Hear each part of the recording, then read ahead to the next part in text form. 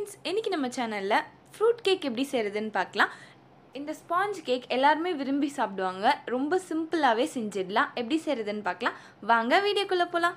இந்த spongy fruit cake செய்யறதுக்கு first cake பேனை ரெடி பண்ணிடலாம். அதுக்கு கேக் பேன்ல ஆயிலை கிரீஸ் பண்ணிட்டு இதுல கொஞ்சமா மைதா மாவு ஆட் பண்ணிட்டு இதை லைட்டா இந்த மாதிரி சுத்தி ஸ்ப்ரெட் பண்ணி விட்டுக்கலாம். இதுல பட்டர் பேப்பர் இருந்தா கூட ஆட் பண்ணிக்கலாம். இதை தனியாக எடுத்து வச்சுட்டு கடாயில் ஸ்டாண்ட் வச்சுட்டு இதை அப்படியே க்ளோஸ் பண்ணி ஒரு 10 மினிட்ஸ்க்கு மீடியம் ஃப்ளேமில் வச்சு ஹீட் பண்ணிக்கலாம். இப்போ கேக் பேட்டர் செய்ய ஆரம்பிச்சிடலாம். அதுக்கு ஒரு மிக்சிங் பவுலில் 100 கிராம் அளவுக்கு ரீஃபைண்ட் ஆயில் ஆட் பண்ணிவிட்டு 3/4 கப் அளவுக்கு சுகரை நல்லா பவுடர் பண்ணி அந்த பவுடரை ஆட் பண்ணிவிட்டு இதை நல்லா பீட் பண்ணிக்கலாம். இது நல்லா ஒயிட்டாக க்ரீம் மாதிரி ஆகிற வரைக்கும் இதை நல்லா மிக்ஸ் பண்ணிவிட்டு இதில் திக்கான பால் 3/4 கப் அளவுக்கு ஆட் பண்ணிவிட்டு இதையும் சேர்த்து நல்லா பீட் பண்ணிக்கலாம். மில்க்லாம் ஆட் பண்ணிவிட்டு இப்போ இதை நல்லா 10 மினிட்ஸ் போல் பீட் பண்ணிக்கிட்டே இருக்கலாம். இப்போ இதில் 1/4 டேபிள் ஸ்பூன் அளவுக்கு வெனிலா எசன்ஸ் ஆட் பண்ணிக்கலாம். இதையும் சேர்த்து நல்லா பீட் பண்ணிக்கலாம். இப்போ இதில் ஸ்டெய்னர் எடுத்து வச்சுக்கலாம். இதில் 1/2 கப் அளவுக்கு மைதா மாவை ஆட் பண்ணிக்கலாம். மைதா மாவு 200 கிராம் கிட்ட இருக்கும். இதில் இருக்க மாதிரி இதே ஸ்டெப்ஸ் ஃபாலோ பண்ணிங்கன்னா இதே மாதிரி சாஃப்டாக ஸ்பாஞ்சியாக கேக் வரும். இப்போ மாவை ஆட் பண்ணியாச்சு. இதில் 1/2 ஸ்பூன் அளவுக்கு பேக்கிங் பவுடர் ஆட் பண்ணிக்கலாம். 1/2 tablespoon baking soda add பண்ணிவிட்டு இதை நல்லா ஜெலிச்சிக்கலாம். இப்போது இதை ஒரே சைடாகவே நல்லா மிக்ஸ் பண்ணிக்கலாம். நம்ம சேனலை சப்ஸ்கிரைப் பண்ணாதவங்க சப்ஸ்கிரைப் பண்ணிவிட்டு பக்கத்தில் இருக்க பெல் ஐகான் ப்ரெஸ் பண்ணிவிட்டு அதில் ஆல்ன்ற ஆப்ஷன் கொடுத்துக்கோங்க. அப்போ தான் நம்ம சேனலில் போடுற வீடியோஸோட நோட்டிஃபிகேஷன்ஸ் எல்லாம் வரும். ரொம்ப திக்காக இருந்துச்சுன்னா கொஞ்சமாக மில்க் ஆட் பண்ணிவிட்டு இதை நல்லா கேக் பேட்டர் அளவுக்கு மிக்ஸ் பண்ணி எடுத்துக்கலாம். இப்போ இது நல்லா ரெடி ஆகிடுச்சு.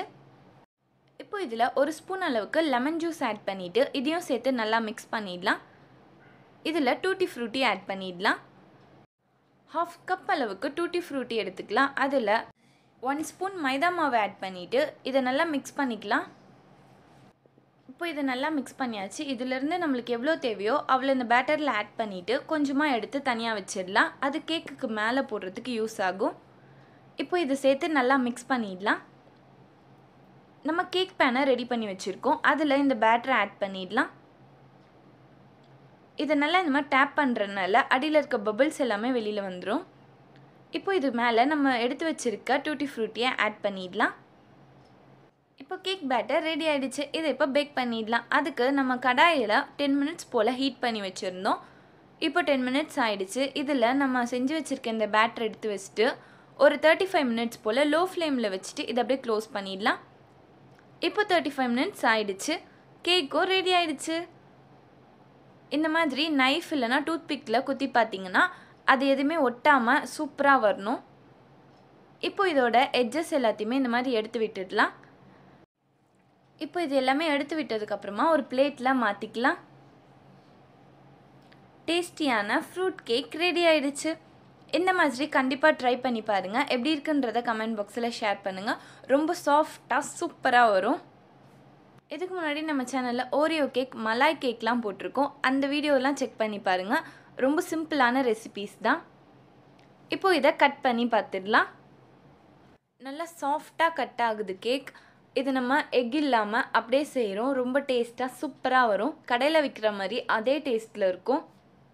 வாவ், செம சாஃப்டாக ஸ்பாஞ்சியாக இருக்குது. இதே மாதிரி எல்லா ஸ்டெப்ஸுமே ஃபாலோ பண்ணுங்கள். கண்டிப்பாக இந்த மாதிரியே கேக் வரும். இந்த வீடியோ பிடிச்சிருந்தா லைக் பண்ணுங்கள், ஷேர் பண்ணுங்கள். நம்ம சேனலை சப்ஸ்கிரைப் பண்ணதும் சப்ஸ்கிரைப் பண்ணிவிட்டு பக்கத்தில் இருக்க பெல் ஐகான் ப்ரெஸ் பண்ணிவிட்டு அதில் ஆல்ன்ற ஆப்ஷன் கொடுத்துக்கோங்க.